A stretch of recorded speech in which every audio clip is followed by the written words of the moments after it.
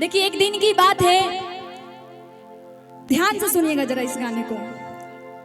एक महिला की शादी होती है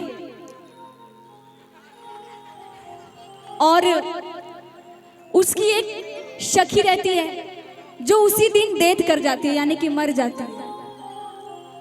तो जब वो लोग बीच रास्ते से निकलती है ना, तो एक चौराहे पे जाके मिलन हो जाती है। एक तरफ से वो डोली से उठकर सामने आती है और एक तरफ से वो अर्थी से उठकर सामने आती है। जो डोली से जा रही होती है वो कहती है कि बहना तुमने ये ठीक नहीं किया। तो बोलती है क्या ठीक नहीं किया? मैं शुभ कार्य में जा रही थी, तुमने इसे अशुभ कर दिया। तो अर्थी ने कहा डोली से कि बहना मेरी इसमें क्या गलती है? आज के दिन अगर तुम्हारी विदाई थी तो मेरी भी तो विदाई है, मैं भी जा रही हूँ, तुम भी कहीं जा रही हो। तो कैसे कहती है जरा सुनेंगे कि एक डोली चली अर्थी चली, एक अर्थी चली, फिर दोनों में बातें होने लगी, होने लगी। आप थोड़ा सा मीठी मीठी ताली कौन कौन बजाएंगे? ऐसे ऐसा नहीं, ऐसा 1 2 3 4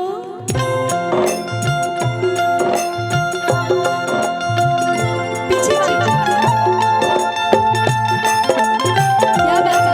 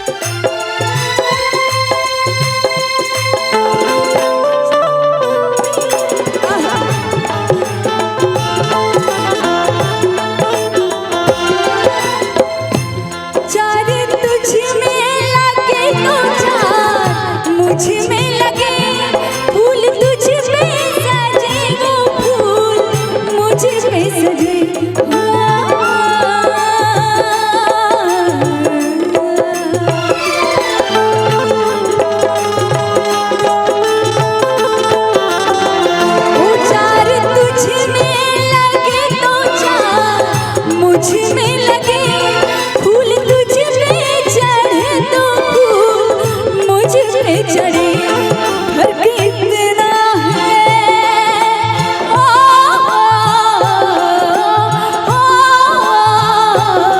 फर्क इतना है दोनों में, सुन ले सखी सुन ले सखी।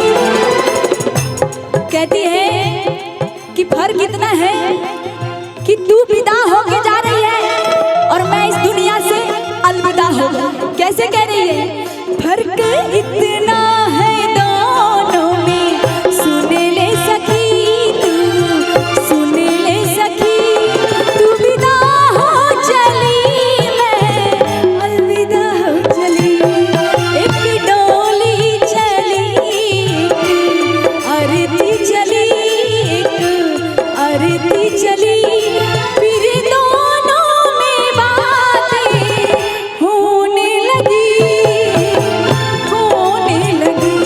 एक डोली चली, एक आरती चली, एक आरती चली, फिर दोनों में बातें होने लगी, होने लगी।